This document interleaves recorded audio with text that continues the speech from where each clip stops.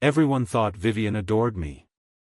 Right after we got married, she insisted I quit my job and stay home full-time. But the night her ex, Nathan, came back to the States, she ran straight to a bar to confess her feelings to him. People cheered her on, praising her as a bold, modern woman going after what she truly wanted. "And what about your current husband?" someone asked, half laughing. Vivian fluttered her lashes and purred, "Just a housekeeper. $2,000 a month, tell me what cleaning service offers labor that cheap?" Laughter erupted from the private booth. I was standing right outside the door. And somehow, I laughed too, through the tears in my eyes. She once told me she loved me. Said she'd take care of me. I just never realized this was what she meant. I filed for divorce in the 10th year of loving Vivian. What finally pushed me over the edge? Last month, she shorted me $500 from the usual allowance. Where'd the money go? She used it to buy Nathan cufflinks. I found one in her car, an elegant, obscenely expensive pair from a luxury brand. Tourbillon cufflinks. Each one with a tiny, intricate mechanical core sealed behind crystal glass. As the wearer moves, the miniature gears and bearings inside rotate slowly, hypnotically. I'd actually found them weeks earlier, just before Valentine's Day, stashed in the back of an old wardrobe we hadn't touched in years. Vivian and I had never really celebrated anniversaries or holidays, no gifts, no surprises. Whenever I brought it up, she'd just shrug and say we were too old for that stuff. Those are games for kids. So when I discovered the cufflinks, I thought maybe, just maybe, her cold, logical self had finally decided to do something romantic. I was so hopeful that night. I booked a candlelit dinner. Sent her the address ahead of time. She never replied. Never showed up. Never picked up the phone. A friend sent me a screenshot from Vivian's Instagram story. "Ethan, you're such a romantic. Always say no when I ask you out for drinks. Who knew you'd sneak into a bar on Valentine's Day with your wife?" I clicked on it. Vivian had posted a photo, 2 hands forming the curve of a heart. One was wearing the Cartier bracelet I gave her years ago. The other was larger, more angular, a man's hand, no question. I hadn't seen the story myself. Clearly, I'd been blocked from viewing it. I played it casual with my friend, nudged for details, and she absent-mindedly let the name of the bar slip. That night, I went. From a distance, I saw Vivian walking into a private booth with a man. I recognized him instantly. Nathan. Her ex. There's a certain respectful distance in social settings, about 4 to 6 feet. But they were shoulder to shoulder, close enough that a slight tilt of the head would have made it a kiss. Maybe I was lying to myself, but for a split second I tried to give her the benefit of the doubt. Then again, how do you brush off a moment like that and pretend there's no spark? But it wasn't just their closeness that gutted me. It was her smile. Vivian always looked cold around me. I told myself it was just her personality, or that she was tired from work. But standing there, I finally got it. She could smile. She just never smiled like that for me. As I stood outside the booth, I heard her girlfriends teasing inside. "Well, that was fast.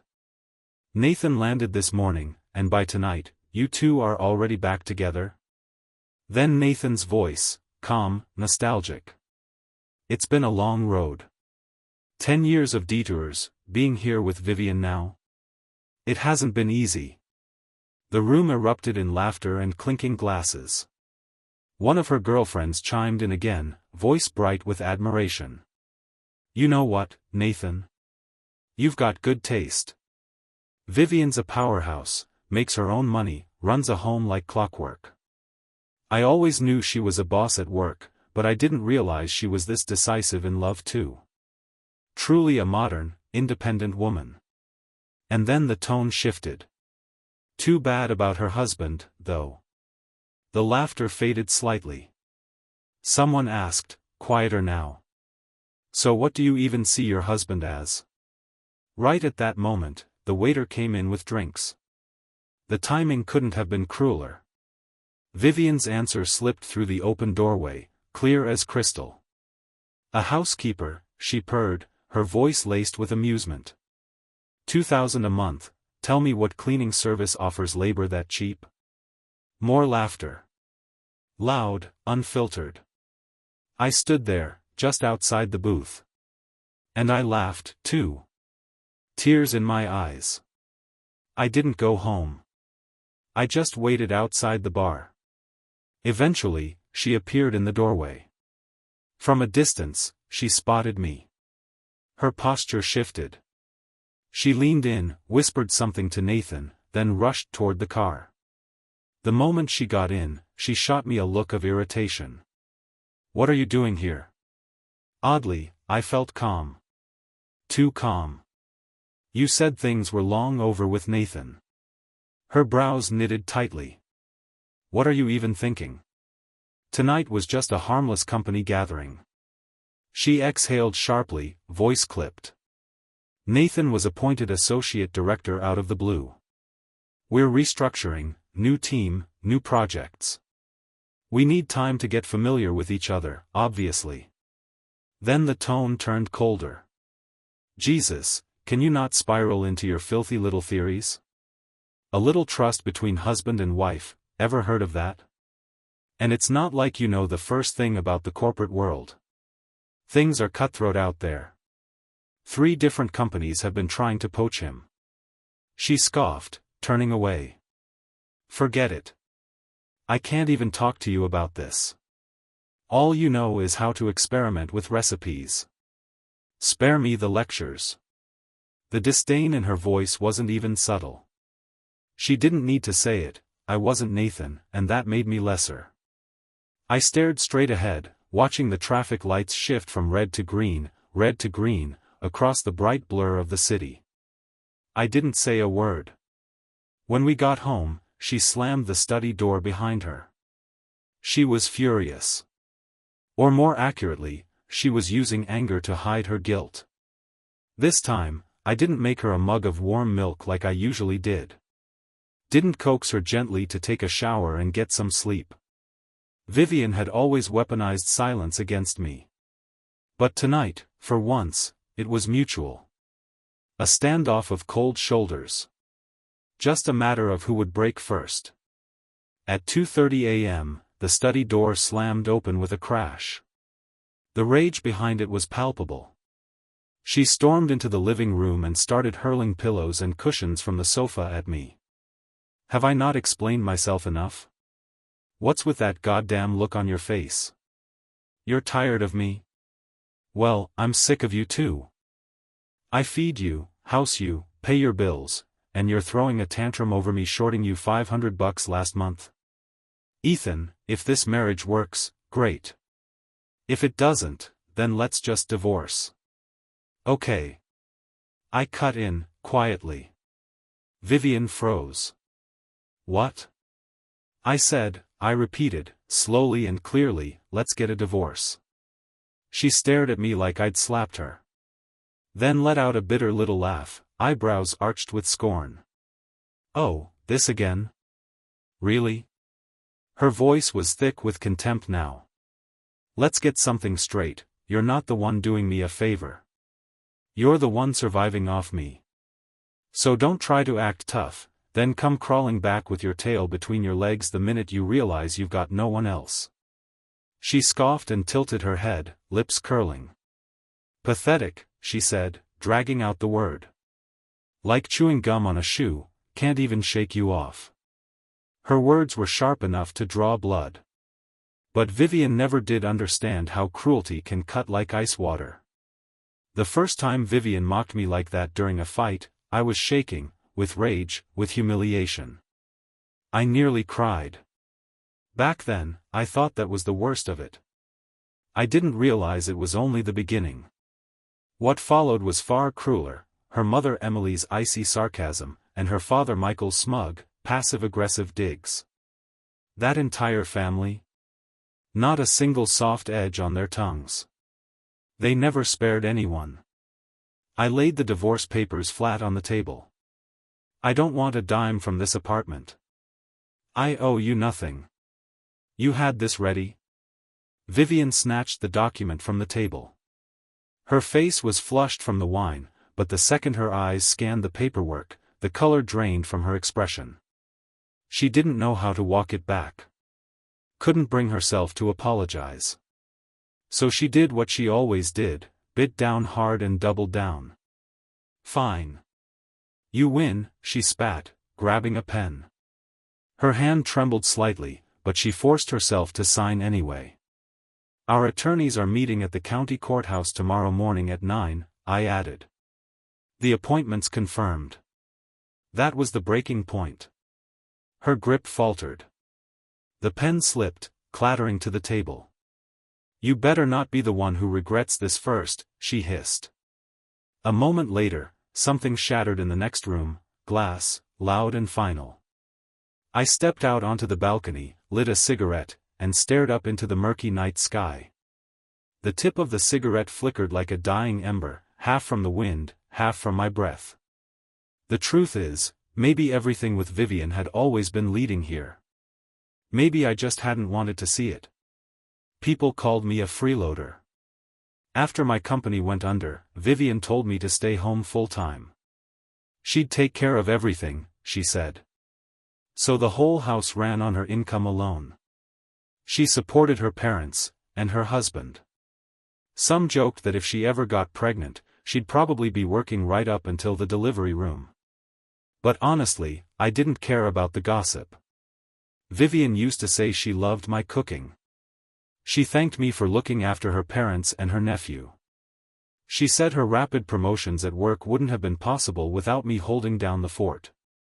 You're the reason I can keep climbing, she'd whisper after a long day. Lately though, she told me money was tight. Said her cash flow was strained and we'd have to scale back for a while. I didn't question it. Even when she sent me only $1,500, I made it work. Stretched every dollar. Did my best to keep the household running without letting the quality of life slip, at least, not too far. Because it wasn't just the two of us. Vivian's parents lived with us. Her brother and nephew were right next door. Most days, I was the one making meals, managing errands, and caring for everyone's needs. This wasn't just my marriage. It was an entire village. And I was holding it together with grocery lists and leftover soup. Michael had to go to the hospital every month for checkups. Emily was addicted to card games, and every now and then, she'd sneak off to a casino, chasing luck. The kid was growing fast and needed good nutrition. Add in the mortgage, utilities, insurance, and the endless stream of everyday expenses, and there was barely anything left for me. Then the allowance got cut even more. Things got tighter. Much tighter. At first, I thought it was my fault. I tore myself apart with guilt, convinced that I hadn't worked hard enough. That I was the reason we were barely staying afloat. That I didn't deserve Vivian, or the home she said we were building together. But then one day, by pure accident, I saw her shopping account open on the tablet. My heart stopped. Transaction after transaction, 4 digits, 5 digits, stretching all the way back to the beginning of the year. The same time she told me money was tight. Nearly every order was for men's luxury goods. Designer watches. Cufflinks. Limited edition running shoes. Tailored suits. Gift after gift.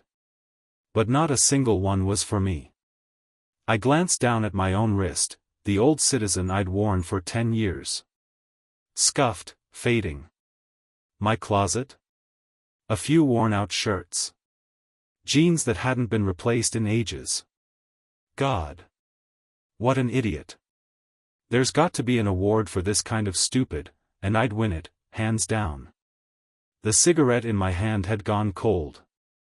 I let out a dry, broken laugh, barely curling at the edge of my mouth. The next morning, I made breakfast like I always did. Emily barely took a bite before scowling and setting down her fork. "Ethan, didn't you promise me you'd only buy organic eggs? Clearly, you don't take anything I say seriously." Her voice dripped with disgust, every word a judgment. But this time, I didn't apologize. Instead, I responded evenly, every word laced with barbed wire. "Money's tight. Organic eggs cost 3 times as much as regular ones, and nutritionally, there's not a huge difference. But if eating organic is that important to you, maybe have a chat with your daughter, ask her to claw back some of the money she's been spending on another man." Just then, Vivian wandered out of the bedroom, still shaking off sleep. "What the hell is all this noise first thing in the morning? So annoying." I stayed calm. "You should get ready. We'll be late for the 9 a.m. hearing at County Court. And rescheduling's a pain." Vivian froze mid-step, fully awake now. Her hair was a mess, framing her face like a curtain. "You're really that eager to end this?" she asked quietly. I pointed to the wall clock. "It's 8:30. After today, you'll finally be free." "Good," she snapped, storming off to change. "Can't wait. At least you finally realize I deserve better." She went back into the bedroom to grab the papers. Emily, furious at being sidelined, turned her wrath on me. "What gives you the right to act like this, huh? Vivian's been working herself to the bone, and you've got the nerve to give her attitude? If you hadn't been so damn attentive back when you two first met, I never would have agreed to let her marry a nobody like you. What a disaster this has been." At the same time, her nephew Kevin piped up with a whiny voice. "My milk's cold. And the eggs smell weird." I walked over. Emily instinctively held out her cup, expecting me to warm the milk like I always did. Kevin looked at me, waiting for his usual coddling. But I didn't do any of that. Instead, I picked up the entire breakfast spread, plates, toast, eggs, milk, all of it, and dumped it into the trash. Turned around and smiled as they stared, stunned. Not satisfied? Then no one eats. These bad habits? I'm the one who created them. Emily was still ranting as we left, arms crossed, voice shrill, cursing loud enough to wake the neighborhood. We barely spoke during the drive. Arguing in the morning, then lapsing into silence, that had become our rhythm. Our normal. Vivian sat beside me, head down, scrolling on her phone the entire time. At one point, we rounded a corner, and her phone slipped from her hand, clattering to the car floor. I reached down to pick it up, and caught a glimpse of her screen before handing it back. She was texting Nathan. The contact name she'd saved for him? Baby. The chat was a sea of blue message bubbles, hers, filling almost 3/4 of the screen. I used to be someone with an endless urge to share. A new restaurant I discovered? A photo, sent to her right away. A half-baked vacation plan? I'd be rambling about it over breakfast. But she never really responded. Her replies were always slow, short, indifferent, gray bubbles that felt like an afterthought. I used to tell myself she was just busy. That she didn't have time to be glued to her phone. But today I realized, she did know how to reply instantly. Just not to me. At the county courthouse, the marriage license desk sat quiet and still. But the line for divorce? It trailed out into the hallway. An older clerk glanced up from her window and gave us a tired, gentle smile. "Sometimes," she said, "whatever it is, it's still worth talking through. You never know, might be something you can work out." I smiled, shook my head. There's nothing left to fix. From awkward first dates to wedding vows, these 10 years have worn everything down to dust. She paused, looked at me. Then said nothing. Vivian glanced sideways, brows furrowed, her expression caught somewhere between confusion and something harder to name. We practically grew up together. There was just one gap, when I went out of state for college, and we drifted apart for a while. By the time I came back to our hometown, Vivian had just broken up with Nathan. So we slipped into a relationship. Naturally. Effortlessly.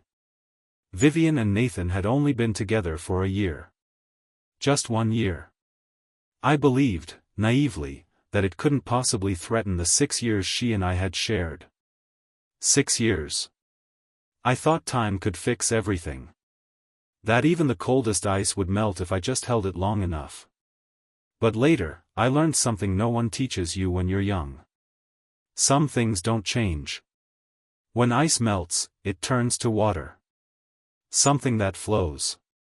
Something that nourishes. But a stone? A stone stays a stone. You can hold it for years, it'll never bloom in spring. The courthouse clerk let out a soft sigh, watching us stand there. You too, he's tall and handsome, and she's beautiful and graceful. You look like you belong together. Don't let a moment of hurt wreck a lifetime. Regret's a cruel thing. I didn't respond. Vivian and I simply walked out of the courthouse, side by side, and drove home. We'd been gone maybe 2 hours. And already, the house was a disaster. Breakfast dishes stacked high in the sink, yolk and bacon grease still clinging to the plates. The living room looked like a frat party aftermath, chip bags, popcorn hulls, spilled soda on the rug. A half-played deck of cards scattered across the sofa cushions. Empty beer cans cluttering the coffee table. Emily wrapped her scarf loosely around her neck before heading out, but not without one final jab over her shoulder. Don't forget to mop the floor, this place looks like a pigsty. She paused, then twisted the knife a little deeper. Oh, and the neighbor's son-in-law just bought her a Cartier bracelet. Some women really are lucky. As she passed me in the hallway, she let out a dramatic sigh. Why couldn't you? I didn't bother responding. Instead, I walked straight into the study and pulled out the suitcase I'd packed the night before. What are you doing? Emily froze. Vivian looked up, startled. Where are you going? Home, I said quietly. This is your home, Emily snapped, frowning. I turned to her, voice calm and flat. Ma'am, your daughter and I are divorced. Starting now, this is no longer my home. The people in it, the mess in it, the drama in it, it's not my problem anymore. I left everything I ever gave behind. It's all in the closet. I won't be taking a single thing. This is where it ends. Vivian whipped around to face me, eyes wide in disbelief. You don't have to be this heartless. I kept my voice steady. Those things only remind me of what went wrong. No reason to bring them with me. Then I looked at her, really looked at her, and added, gently. You should get more sleep. You're almost 30. Your body's not 20 anymore. Take care of yourself. Vivian's expression twisted into fury. And who the hell do you think you are to tell me that? She stormed into the bedroom and came back moments later, dragging my leftover things, clothes, books, even the half-zipped suitcase, and hurled them outside the front door. No one wants your crap. Take it all and disappear. Good riddance, she spat. One less mouth to feed, I'll finally save some money. I let out a small, bitter laugh. Fair enough. I should have kept my mouth shut. The guy who'd sent me Vivian's Instagram story, my old roommate, Jason, reached out and asked to meet for a drink. We met at a bar near campus. First thing he did was order a bottle of vodka, no chaser. Ethan, he said, eyes a little too serious, I've got some bad news. Real bad. He downed a shot, then nodded like he needed to brace himself, or give me time to do the same. Wanna guess what it is? I raised an eyebrow. You need to borrow money? He waved it off. Nah, it's about someone close to you. Guess again. Go bold. I stared at him. You found out my wife was cheating? Jason shook his head. Worse. A little more messed up. My stomach turned. You slept with her? He made a face. Jesus, no. It's not that. But yeah, it's about your ex. And you're gonna want to hear this. I didn't say anything for a moment. Just sat there. Then I exhaled. She's not my wife anymore, Jason. She's just some stranger I used to know. So whatever it is, just say it. Jason swirled his glass slowly, the ice clinking against the sides like a warning bell. I have proof, he said. That your company's collapse wasn't an accident. I didn't breathe. He leaned in. Back when we were up against that competitor? We should have taken them out easy. But right at the final bidding round, someone leaked our numbers. Someone gave away our entire strategy. After that, it all unraveled, contracts lost, technology leaked, other firms undercutting us at every turn. You remember how fast the clients disappeared? He looked me in the eye. You ever wonder how that all happened so fast? How they knew exactly where to hit? I couldn't speak. My whole body went cold. My mind drifted back to that spring. The spring when everything collapsed. After the company went under, I got seriously ill. Body gave out. So did everything else. In a matter of weeks, I went from being one of Kingston City's rising young entrepreneurs, to a broke, debt-ridden nobody. During treatment, my father passed away. The stress was too much for him. I paid off what I could, but when it was over, my bank account was empty. The house was repossessed. The car was auctioned off. I was left with nothing but shame and a few crumpled hospital receipts. I remember sitting on a curb downtown, too broke to even drown my sorrows. I was so far gone I actually thought about ending it. That's when Vivian appeared. She walked up to me and, without a word, pressed a warm hot dog into my hands. I still remember the way her eyes caught the wreck I'd become. Hair dusted with frost. Eyes bloodshot from sleepless nights. Chin unshaven, skin cracked and dry like it had been scraped raw. Ethan, she said, marry me. We hadn't even been dating that long.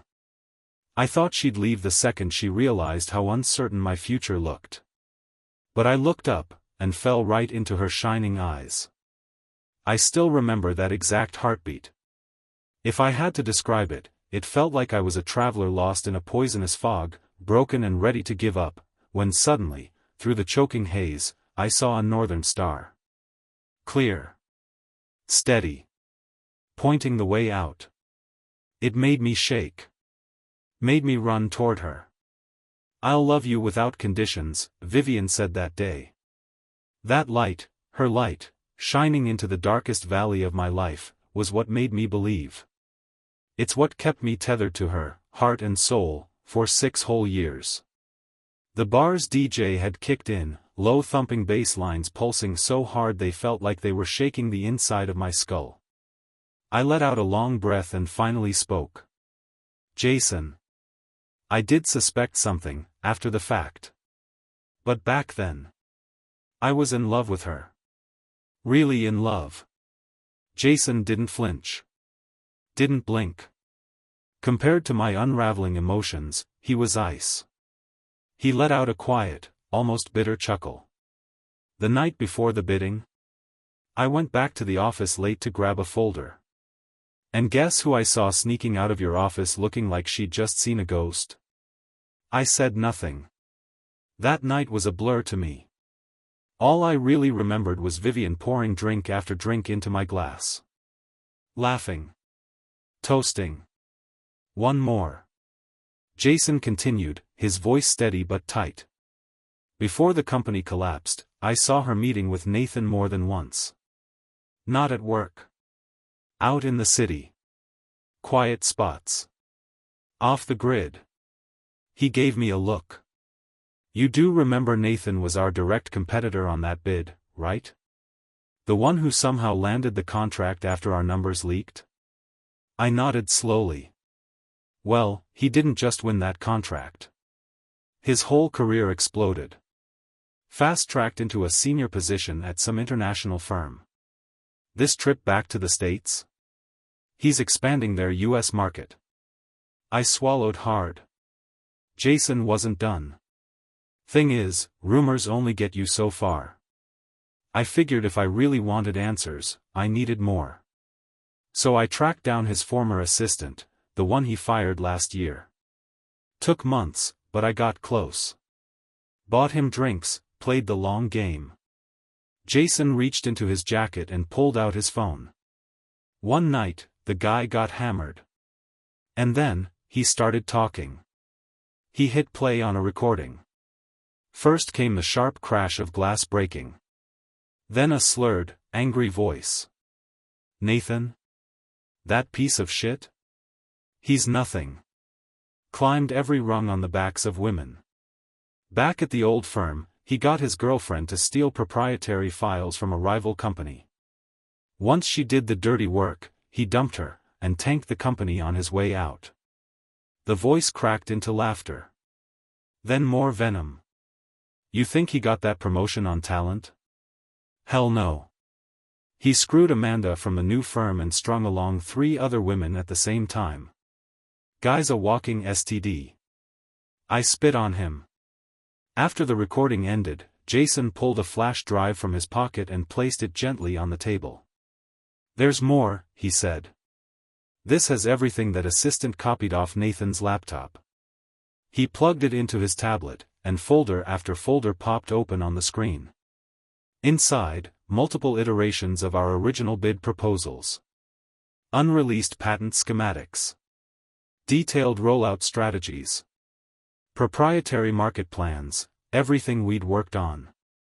Everything we'd bled for. And every last file, stolen. I stared at the screen, my chest tightening with every click. It felt like my heart was being torn open, one piece at a time. Jason placed a hand on my shoulder. Ethan, listen. It's time to stop blaming yourself. That failure? It was never on you. He paused, then said firmly. I've rebuilt. Got the old team back together. We've launched a new company. The foundation's solid, and we're gaining traction fast. But we need your tech. We need you as a partner. He raised his glass. We're not just coming back. We're flipping the whole damn board. And Nathan? He's going to lose everything. I barely hesitated before lifting my glass. The clink of crystal meeting crystal rang sharp and clear in the air.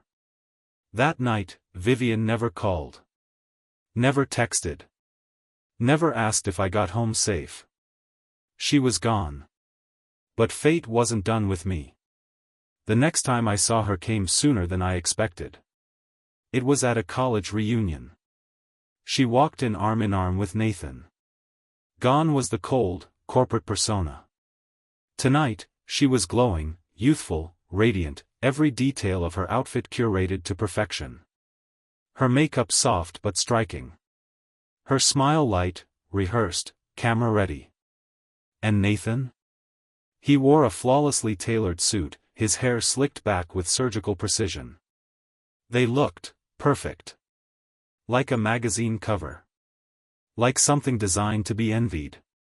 The moment Vivian and Nathan stepped into the private room, the noise exploded. I knew you two got back together, someone crowed. Heard rumors Nathan came back to town, and Vivian finally shook off that guy who was dragging her down. True love really does conquer all, huh? Are you guys tying the knot soon? Another chimed in.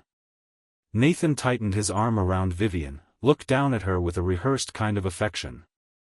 We'll definitely invite everyone to the wedding, he said smoothly. Cheers erupted, glasses clinked, laughter filled the room.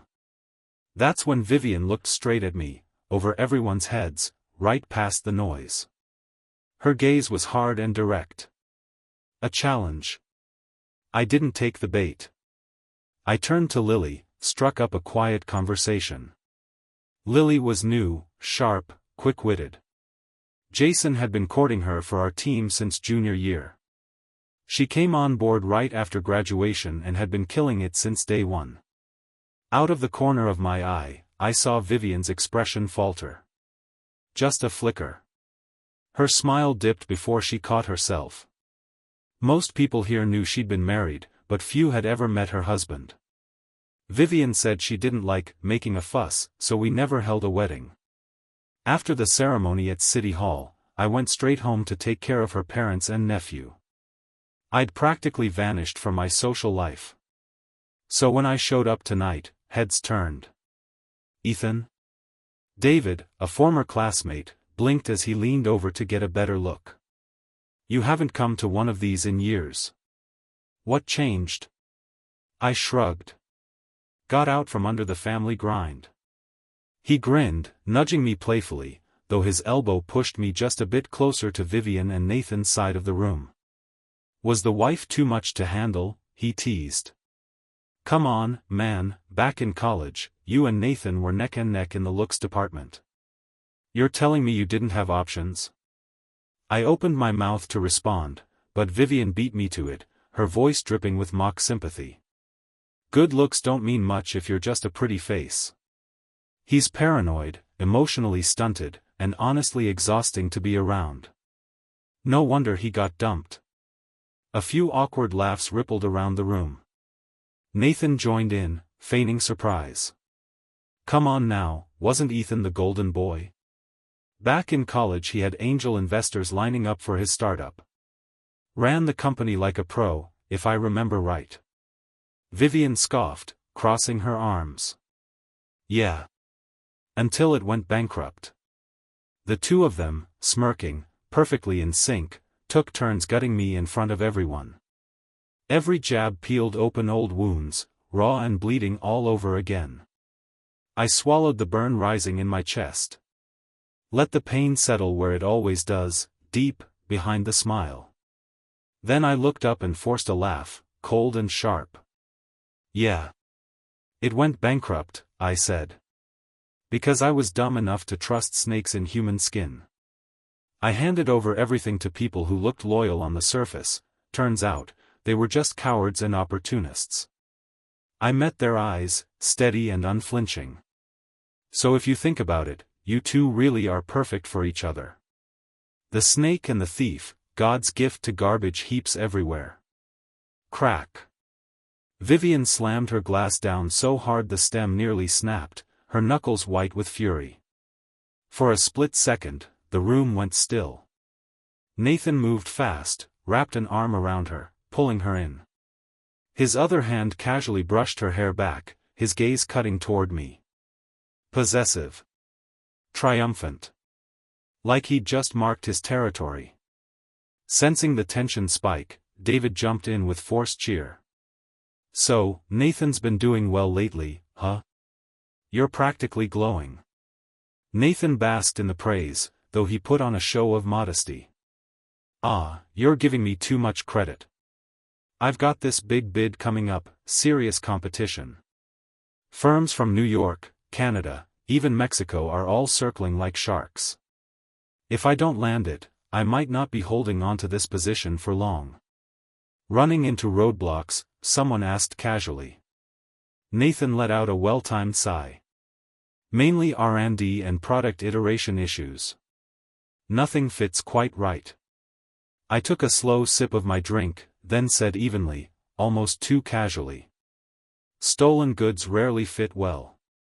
The words dropped like a brick in the middle of the room. Their smiles froze. Nathan looked away, instinctively avoiding my eyes.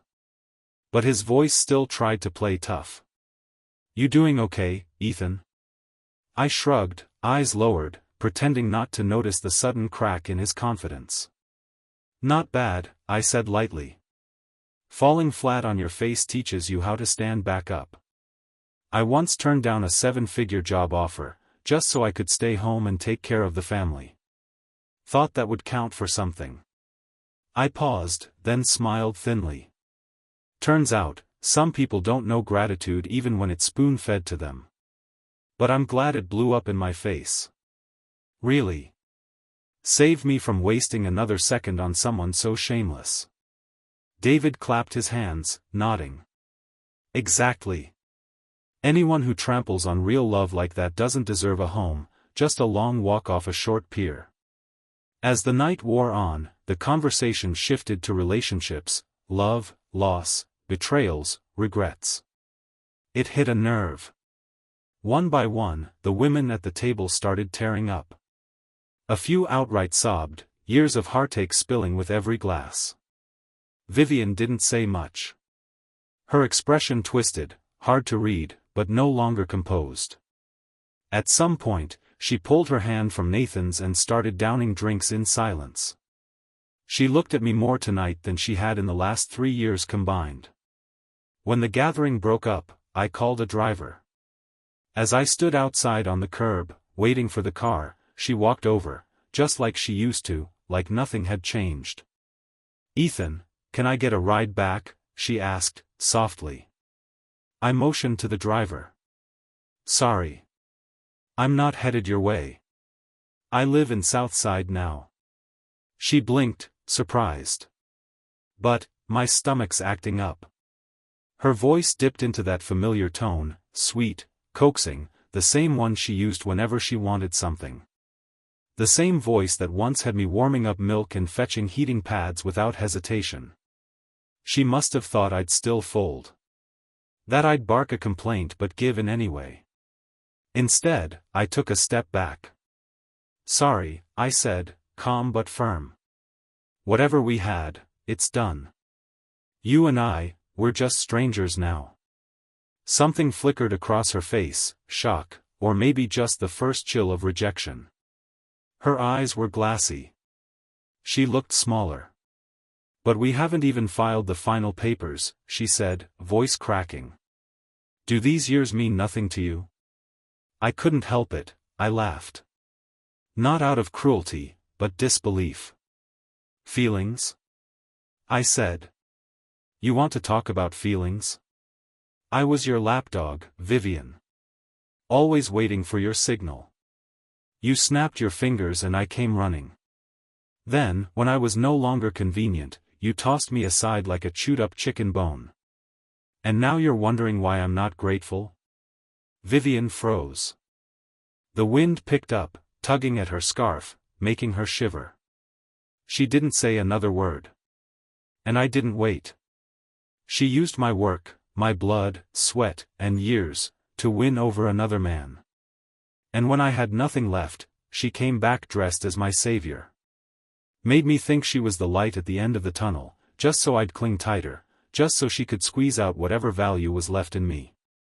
She once said she'd shelter me from the storm. Took me too long to realize. She was the storm. I looked at her, eyes cold, voice even colder. "Vivian, keep a little dignity for yourself." In the rearview mirror, I saw her standing alone in the wind. Her makeup had worn off, her skin pale under the streetlight. She looked undone. The driver whistled low as we pulled away. "Man, a woman like that begging you to stay, and you don't even flinch? You quitting some serious addiction or what?" I rubbed my brow, exhaling. Something like that. Letting go of her was exactly like withdrawal, insomnia, chest tightness, nights spent staring at the ceiling like my bones were being gnawed hollow from the inside out. But once I got through it, the air felt different. Clearer. Lighter. When you've hit rock bottom, there's only one direction left to go. Up. Once I'd let everything go, truly let it go, I threw myself into work. No hesitation. No distractions. And not long after, the good news started rolling in. "Ethan." Jason burst into my office, voice shaking, eyes glossy. "We landed the contract. We finally have the capital to move forward." His hands trembled slightly.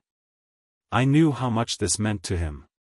These past few years had been brutal on him, job to job, barely staying afloat. One employer trapped him in a non-compete clause that almost ruined him. At his lowest, he couldn't even afford his son's medication. But now? He looked alive again.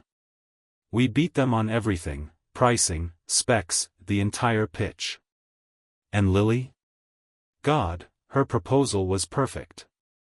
She tailored the whole thing around Kingston's consumer patterns, blew those generic multinational bids out of the water. He was bouncing like a kid at recess, eyes lit up, fists clenched in triumph. I still can't believe it. A team like ours, a tiny startup, went head-to-head with global giants, and won. He laughed, giddy. And the best part? You should have seen Nathan's face. At first he was ghost white, then bright red, then this weird shade of green like he was gonna pass out. The guy talks like he's untouchable, like he owns the industry. He got wrecked in front of the whole board. I couldn't help but smile. It felt good. Damn good. But I knew this was just the beginning. Nathan's tab? I'd be collecting. One careful strike at a time. Just as I was leaving the office, my phone buzzed. Vivian's parents had invited my mother over for a talk to discuss me and Vivian. I almost laughed out loud. In most U.S. states, there's no mandatory cooling-off period for divorce. But in ours, couples are required to live separately for a while before the paperwork becomes final. That phase had long since passed. And so had my patience. I hadn't stepped foot in Vivian's apartment for over a month now. And somehow, it already felt like a place I'd never lived in. The kitchen was a disaster, sink overflowing with dirty dishes, take-out boxes littered the counters, and sticky soda stains clung to the floors like old regrets. In the living room, the coffee table was buried under playing cards and snack wrappers from Emily's endless poker nights with her girlfriends. Before the split, I'd done everything around here. Dishes, laundry, vacuuming. The works. Vivian and Emily never lifted a finger. The moment that burned into me the most? That day Emily hosted a group of country club wives in our living room. While I scrubbed the kitchen, they sat around laughing, eating chips, flicking crumbs onto the floor, tossing trash wherever they pleased. And one of them, between bites, muttered loud enough for me to hear. If a man doesn't have ambition, guess he's only good for chores. Walking into that apartment again turned my stomach. But I kept my expression blank. Inside, both sets of parents were seated stiffly on the couch. The air was thick, too quiet. I stepped in, dressed in a tailored suit, jaw set, eyes sharp. Emily looked up and flinched, visibly startled. Guess she didn't expect to see the same man they used to call useless, standing tall with steel in his spine. In the end, it was Michael who broke the silence. I get it, you two married young, and young people make impulsive choices. But divorce isn't a joke, Ethan. After so many years together, how can you just walk away? I gave a cool smile, my voice flat. Walk away? Maybe ask your daughter about that. There were 30 days in a month, and she spent 20 of them talking about walking away. Michael chuckled awkwardly, trying to smooth things over. Come on now, young couples bicker. That's normal. You took it too seriously. I stood up. And let it land. The problem is, to you, she'll always be a child. But she's almost 30, and still being coddled like she's 3. Out in the real world, that kind of indulgence doesn't fly. I let my eyes sweep across the room, then added. And marriage? Marriage isn't a group project. If you want to insert yourselves into our decisions, maybe it's time you look in the mirror, too. That shut them up. Both their faces went stiff, stone cold, humiliated. Then I turned to Vivian. Got straight to the point. This marriage failed because you failed it.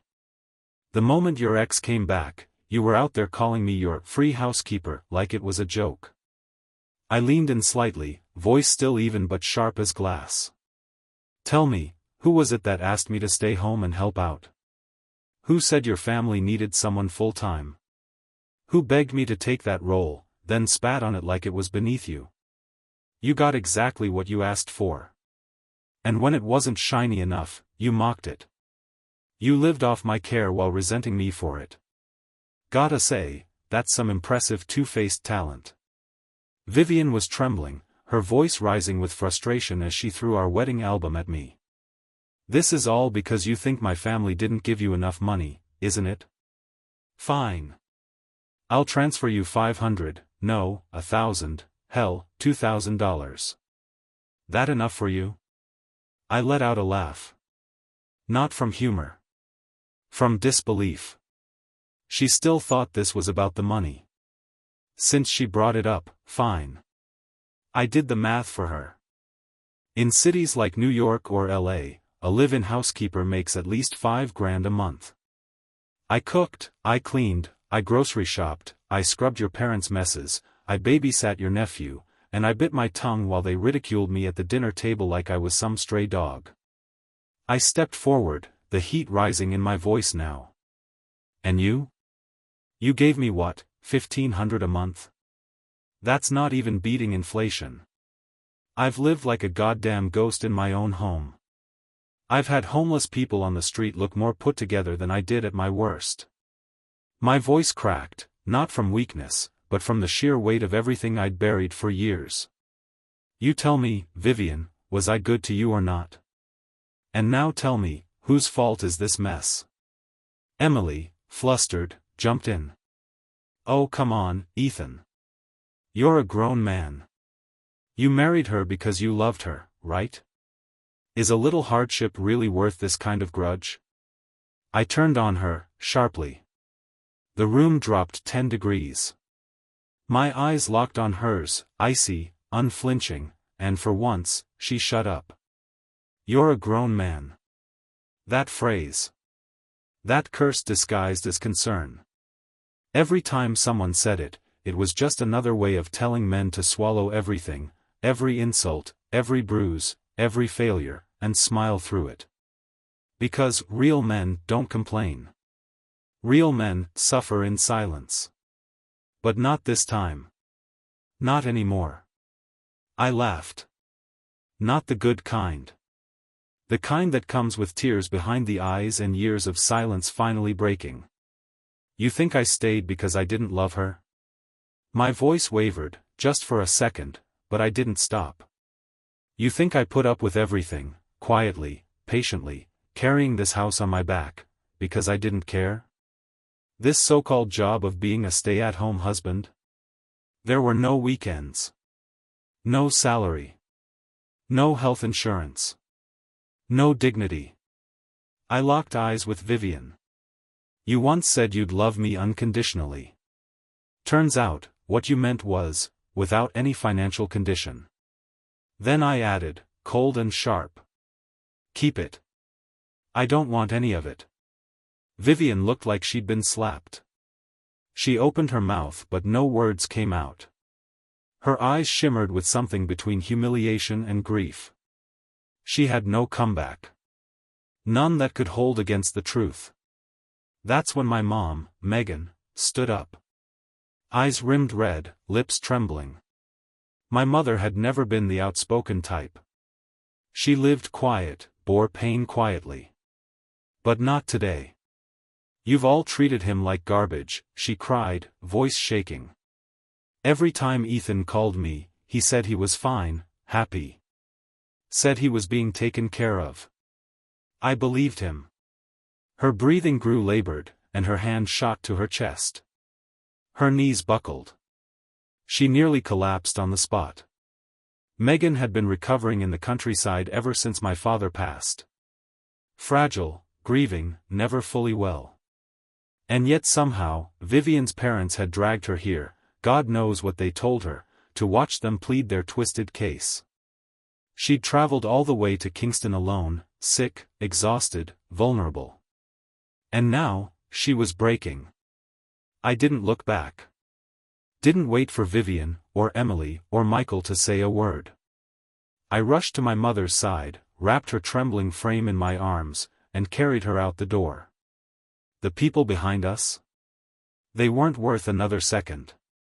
While I was filling out my mother's hospital admission forms, I saw her. Vivian.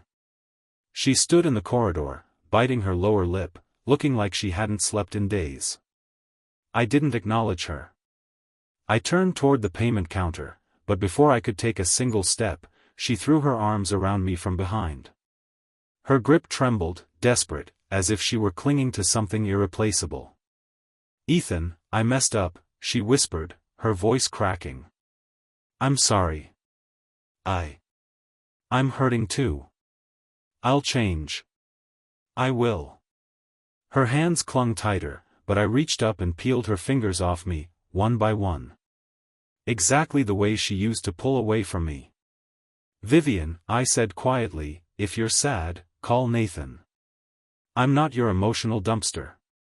She shook her head violently, panic overtaking her face. "There's nothing between us. He's just my boss." I stepped back, calm as ever, and looked her straight in the eye. "I'm nearsighted, Vivian. Not blind. What boss sends 800 messages outside of work hours?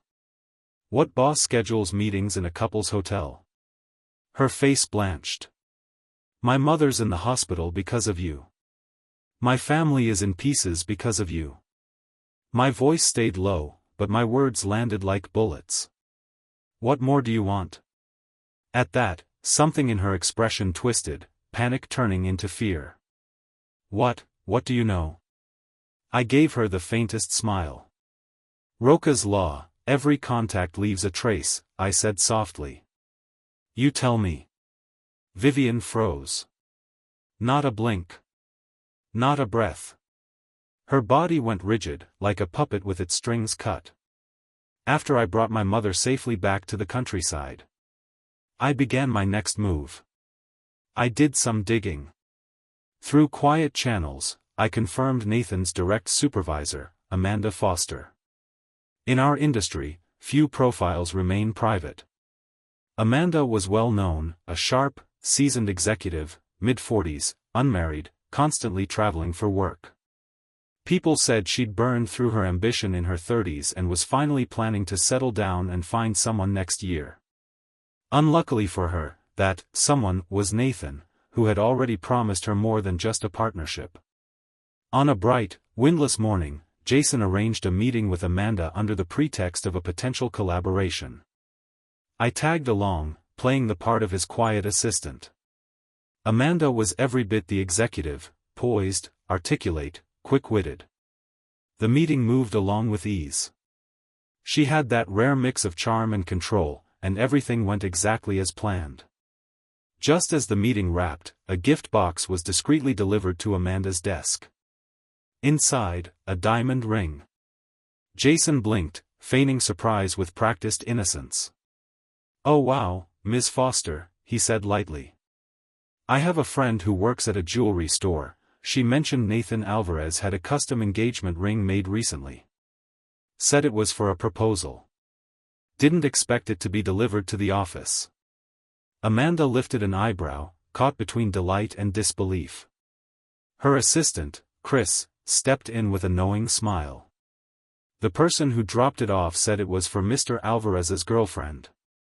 I figured it was safe to just bring it here directly.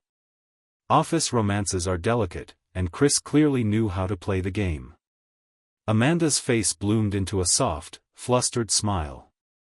She twirled the ring box between her fingers. "Well," she said, trying to suppress the flush in her cheeks, "I guess the secret's out. But you'll keep this between us, won't you? He's away on business, gets back tomorrow." Jason and I answered in unison, all smiles and false sincerity. "Of course." As Amanda lifted the diamond ring and tried it on, her smile faltered. It's too small. Wrong size?" It was a critical piece of evidence, and Amanda wasn't one to let things slide. So she went straight to the jewelry store. The clerk on duty was my friend. And yes, the ring was Nathan's order. There was no forgery here. I hadn't faked anything. All I did was give the truth a little push. Amanda held out her hand. This was custom made by Nathan Alvarez, correct? Can you double-check the sizing? It doesn't fit. The clerk frowned. That's strange. I entered the measurements myself. Hang on. She hesitated. There was a flicker of something behind her eyes. I stepped forward and added just the right amount of pressure. Oh, don't worry. She's Mr. Alvarez's girlfriend. He's currently on assignment in Africa and won't be back for a while. Just wanted to make sure everything's in order. Amanda's eyes snapped to the clerk. The warmth vanished. What's going on? The clerk looked between us, clearly uncomfortable. Finally, she muttered, when Mr. Alvarez came in to order the ring, he wasn't alone. He brought a different woman. Amanda went still. Her smile died. Her face began to harden. A mistake, she asked coldly. You're sure this wasn't delivered to the wrong person?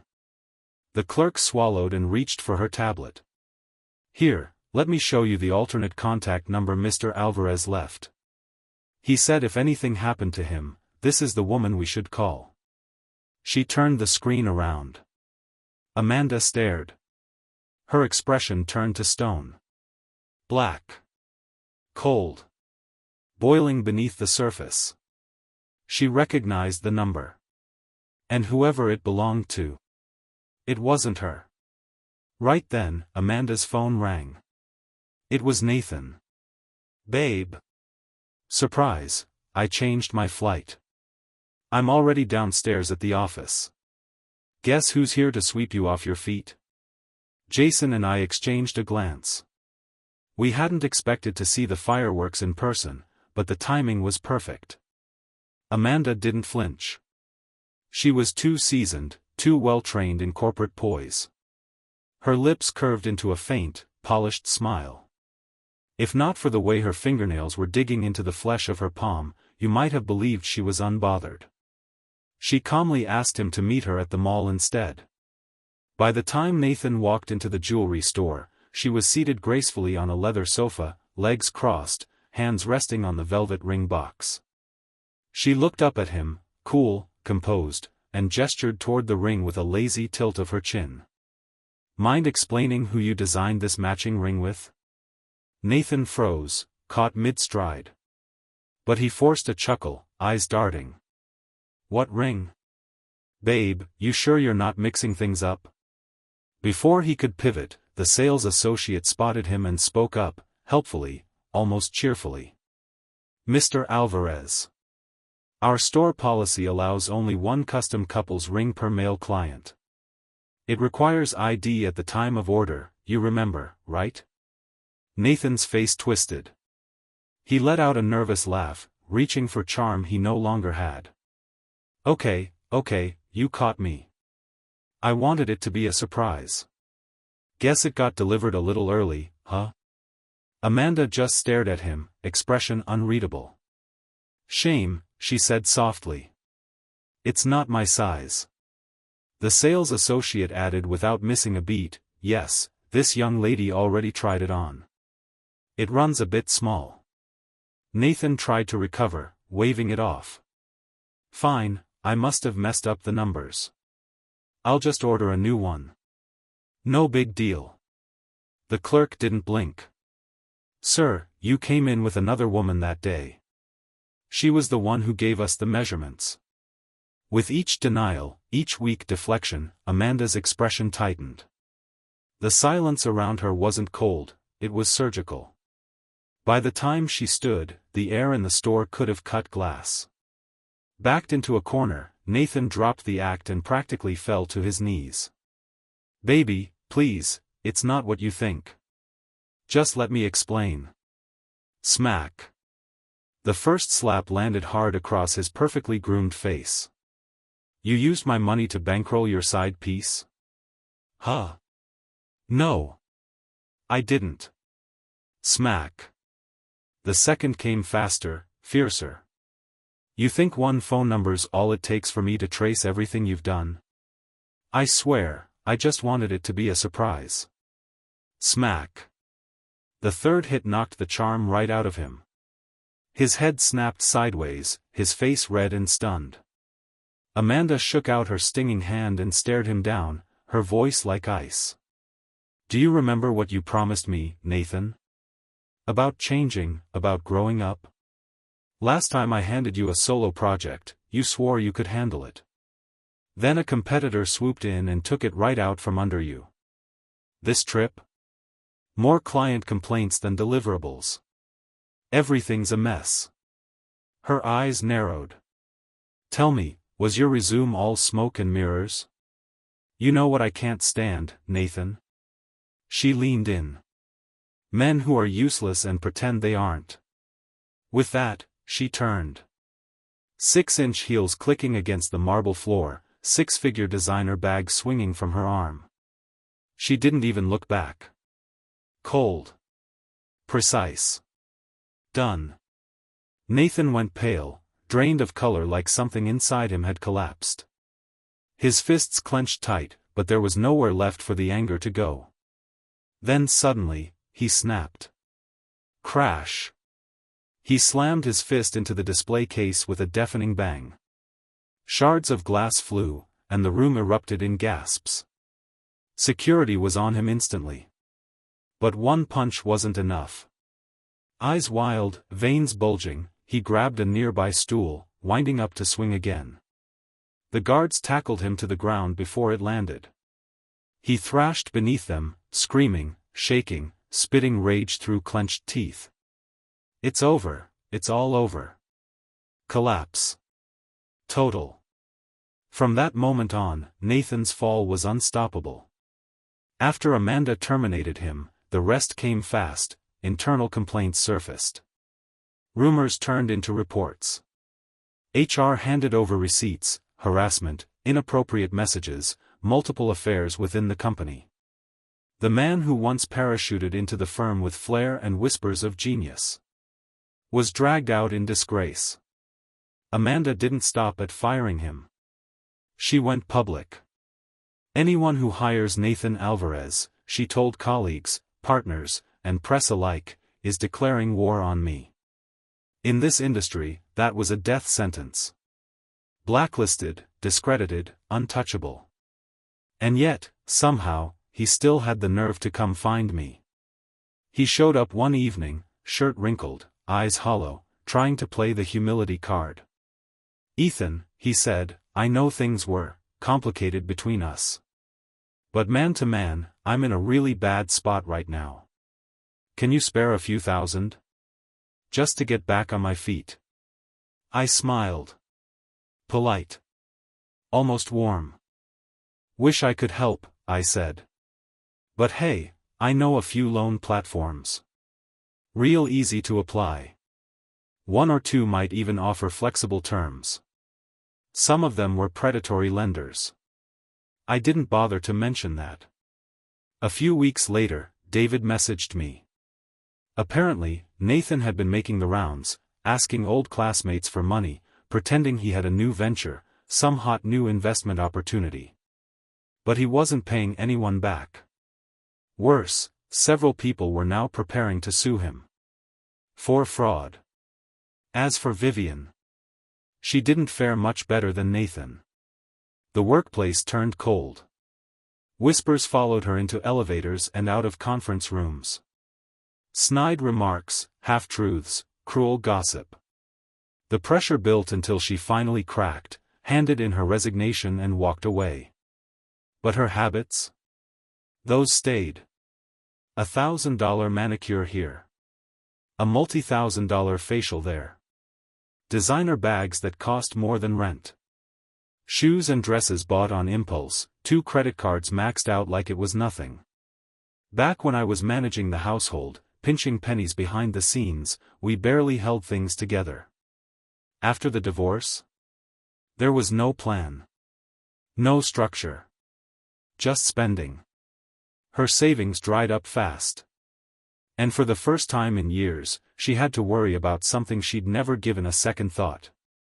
Survival. Meanwhile, I climbed. Step by step. I landed a high-stakes project. Filed a patent and got it approved. The company rewarded me with equity, and a new condo. My bank account grew heavier by the month. I no longer recognized the version of myself who used to live in silence and scarcity. I upgraded. Got a new watch. Replaced my decade-old phone. Built myself a walk-in closet just to hold my custom-tailored suits. Back then, I stretched every dollar to care for Vivian and her family, never sparing a cent for myself. Not anymore. I've changed the way I think. Because self-neglect isn't love. And I've learned something I should have known all along. I deserve the best this world has to offer. And now, I no longer apologize for taking it. One afternoon, while walking my dog, I spotted Vivian by a street food stand.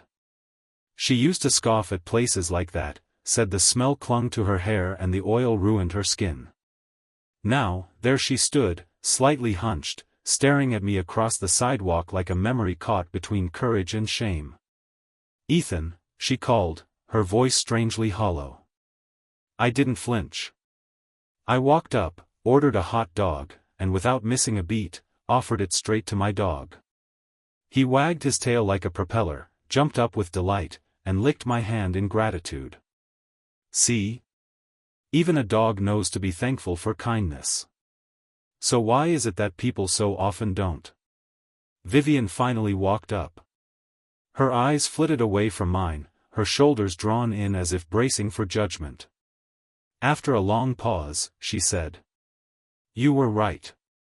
I did think about getting back with Nathan when he came back into the picture. I was still clinging to something stupid, some adolescent dream. I kept replaying those memories, how he stood up for me when I got bullied, how he chased after me in college with grand gestures, how he once confessed his love in front of a whole crowd. I guess when he showed up again, I wanted to feel that rush. I wanted to rewind time." She said it all in one breath, as if she'd been holding it in for years. Hearing her spill this now, calmly, openly. It didn't feel dramatic. Or cathartic. It just felt distant. Like someone reading a letter they never sent, years too late. I looked down at her hand, still clutching my wrist, confused. "Why are you telling me all this now?" Her voice trembled, raspy and raw, like someone scraping words out of a wound. "I'm sorry, Ethan. For all the horrible things I did behind your back. I was a terrible person. After you left, everything at home just fell apart. No more warm meals. No one reminded me to take my medication. Nothing made sense anymore. Every night, I wake up in a panic, hoping it's just a nightmare, that I'll turn over and you'll still be there beside me, whispering that everything's going to be okay. I was wrong. I was so wrong." She let out a broken laugh as the tears finally came. "Ethan, can we start over?" That last line was nearly a whisper, so soft it almost got swept away in the evening breeze. "I'm scared to lose you," she said. Like a child trying to take back time. Dusk had fallen. The air was thick with the scent of grilled meat and sweet buns from the street stalls nearby, and the golden haze of the lamplight gave her hair a haloed glow. For a second, she looked like the girl from all those years ago, the one who had once felt like salvation. But that was the past. She never left it. And I had no intention of going back. I picked up my dog, took a slow breath, and said, "When you handed over my design sketches to impress Nathan, did you think about losing me? When you ran back to him like he was your teenage fantasy come true, did you think about losing me? When you mocked my pain and twisted the knife, did you think about losing me?" Each question landed like a cold slap. She had no words. "You're not scared of losing me, Vivian. You're just scared of losing someone who always cleaned up your mess." I turned, didn't look back, and walked away, for the last time.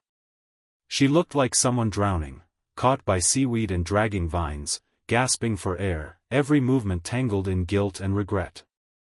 If you really walk away now, I'm going to be hunted down by debt collectors. I've got nowhere left to run. Her voice cracked, desperate.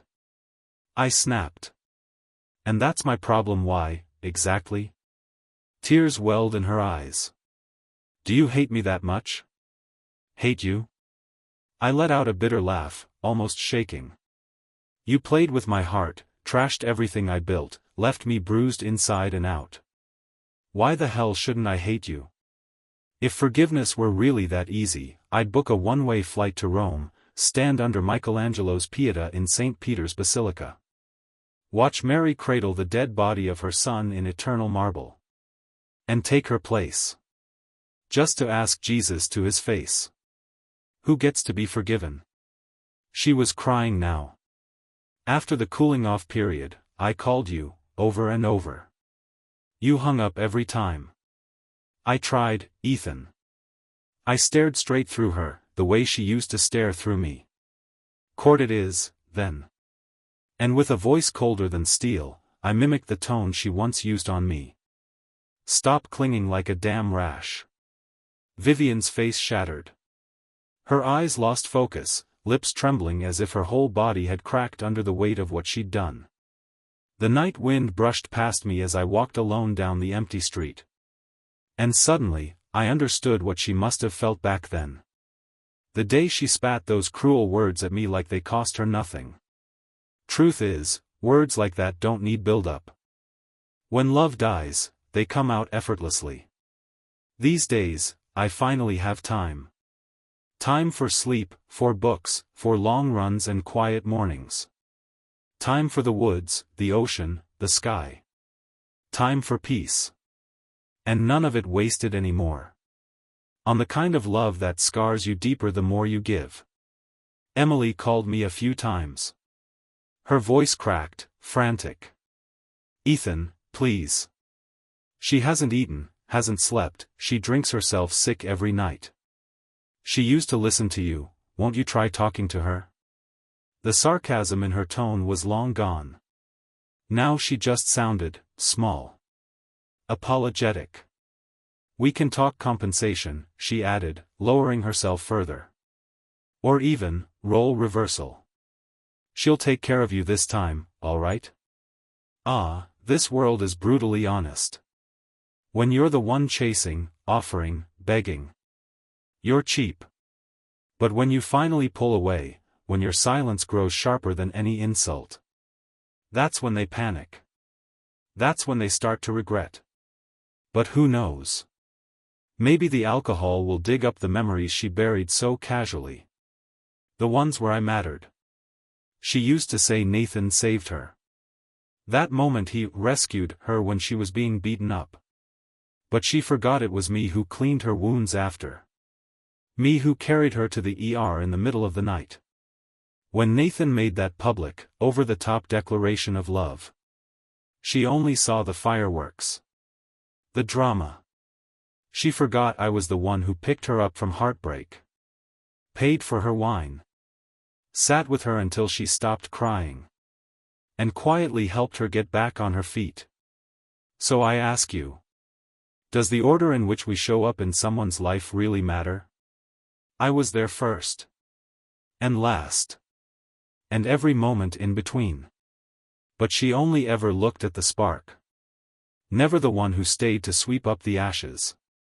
That's the thing about fireworks. They explode in a second. And leave nothing but smoke and dust behind. I was the one holding the broom. She kept staring into the sky, hoping it would light up again. Whatever. It doesn't matter anymore. I hung up the phone and called my lawyer to start the divorce proceedings. He listened to my story, paused, and said gently. I've done divorce law for a long time. Most couples don't walk away clean. They stay, resentful, bitter, because they're too exhausted to start over. Why? I asked.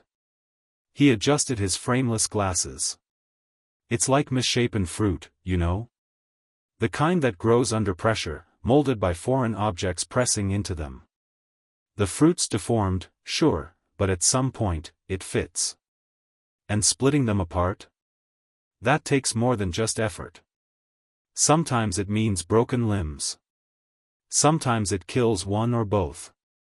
He sighed. I just hope this doesn't knock you down so hard you can't get back up. That night, I cooked myself a feast. Set the table. Lit a candle. Snapped a picture and posted it to Instagram. Caption: Fall apart? Never. I'm walking forward. This is the start of something new.